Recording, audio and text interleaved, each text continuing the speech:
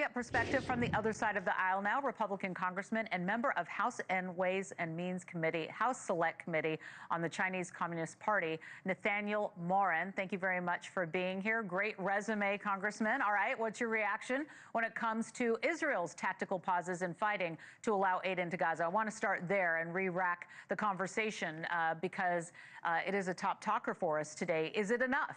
And would you like to see that happen in the coming days and weeks? 10 hours, 10 days? Laura, thanks for having me this morning. And yes, I'm glad to see that more is being done to address the humanitarian crisis in Gaza. But let's not forget who the cause of this crisis is, because that's where I think a lot of the conversation goes awry these days is the blame is put squarely on Israel, and that is not where the blame should be. I think the blame primarily should be on Hamas. Hamas is the aggressor here. Hamas is the terrorist organization. Hamas could end this crisis overnight if they would just lay down their arms and engage in peaceful living side by side with Israel, but they won't do that.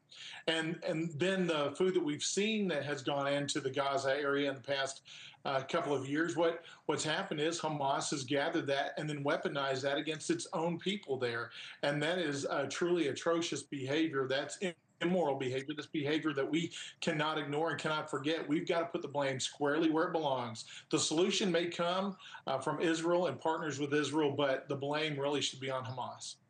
You know, as we're keeping our eye on Scotland, we can put up some live pictures for our viewers and for you. Trump is set to meet the EU president today for trade talks while facing anti-Trump protests in Scotland. So he's got that going on as well. We are now expecting, we've just heard that a joint news conference is expected to happen in the next 10 minutes here. But as we take a look at what's happening with these trade talks, what do you want to see come out of those talks?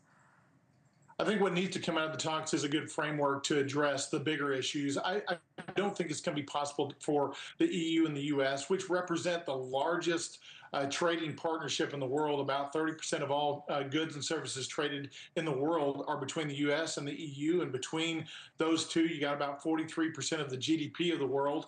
You're not going to solve every problem that exists between those two large entities just in a couple months, but you could come up with a framework that would hopefully get us past this August deadline so that we can keep tariffs lower, give more certainty to both sides of the Atlantic, and allow businesses to make decisions going forward, knowing that we're getting closer and closer to a more fair and more reciprocal trade relationship. Yeah, I was just asking Adam Smith about the Treasury Secretary, Scott Bessent, meeting with Chinese officials tomorrow. That's another topic that we're watching today. That's going on in Sweden, and that meeting is to negotiate on tariffs. Do you see either of these meetings as more important than the other? Are you happy with the negotiations that we're seeing right now happening in China?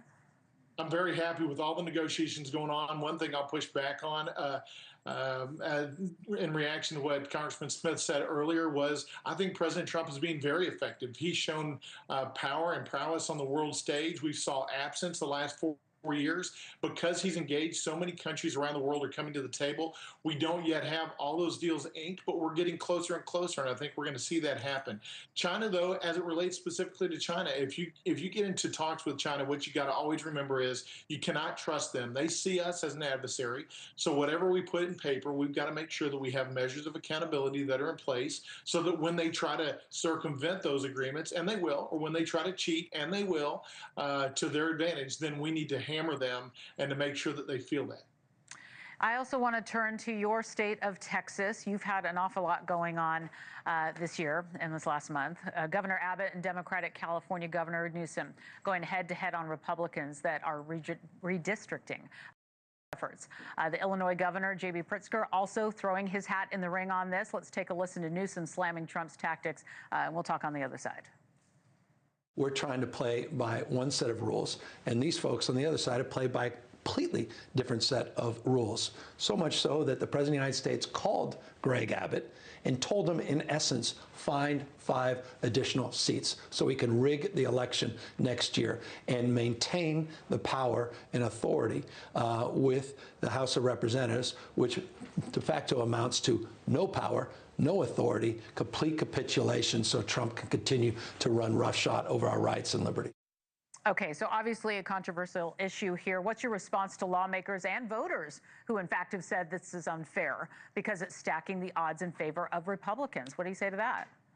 I think it's pretty laughable that Governor Newsom should be talking about stacking the deck or playing by a different set of rules. California right now is 43 Democrats and 9 Republicans. That is not reflective of the diversity of thought in California. It's not reflective of the most recent polls or even going back the past couple elections. If you look at Illinois, they've basically already redistricted out all but just a handful, I think just 3 Republicans there in Illinois. That is not reflective of the number of Republicans that live in Illinois. So for Democrats to cry foul in this circumstance is pretty laughable because they have done this exact measure throughout the history of the last couple of decades to ensure that in liberal states they get the deck stacked in their favor. So I don't have a whole lot of sympathy for them in this regard.